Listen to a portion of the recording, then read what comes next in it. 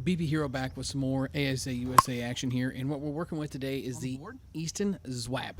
This is part of the comic series. This is the ASA model that came from that, and thanks to our guy Dylan Harper for getting us this so we could check it out for you guys. The field we're hitting on here is 300 feet all the way around with the typical monster in left. You guys are familiar with this field if you've been keeping up with the videos. And the balls we're hitting in this video are Evil BP 52 pluses and a mix of Evil 52 300 game balls as well. No hard stuff, only 52s for this bat. It is approved for ASA USA play as well as WBSC, which is known as the World Baseball Softball Confederation, and it was brand new going into the day before we got our rounds on it here. This one is a 27 ounce, and it did feel true to weight in aspect of feeling like a 27. It is marketed as loaded, which is, in my interpretation, Easton's version of a half ounce of end load. And the bat, like I said, had an overall heavier feel to it, but it could have stood to have more of a pronounced end load to it, in my opinion.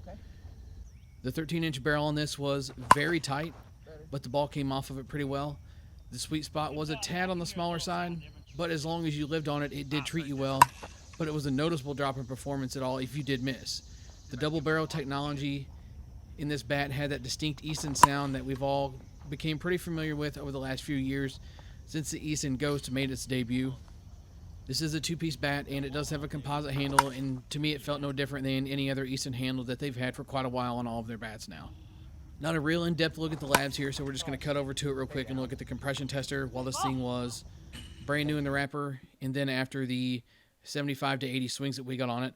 And I will say that I was surprised to see it's barely above the pass-fail line and then comes down to the 750 line, which is pass-fail, and it's just been pretty much riding there. Dylan has put a lot of game swings on this and some more BP on it since then, and it's still riding right on that line. So it must be something with how this technology is designed that it's just going to stay on that line until the bat eventually breaks, which in that case it will at that point fail compression, I'm sure. So overall this bat did have me conflicted. I honestly didn't have all that great of a round with it. I do think most of it was the Indian and not so much the arrow. But even considering that, what I did notice was it needed to have some more actual inload to it. The bat itself had an overall heavy feel to it, but not a big pronounced inload like I was expecting. And I'll give credit where it's due though. This bat did hit well as long as you struck the ball well with it.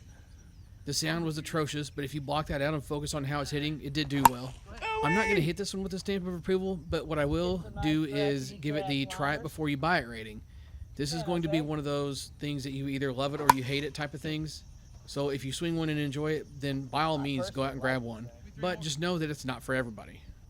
That does it for this video, guys. Thanks for stopping in and checking it out. Thanks to Dylan and D-Ray for coming out and hitting with us.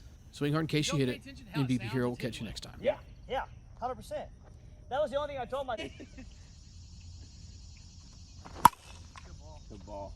Finish here. Yeah. Go hard.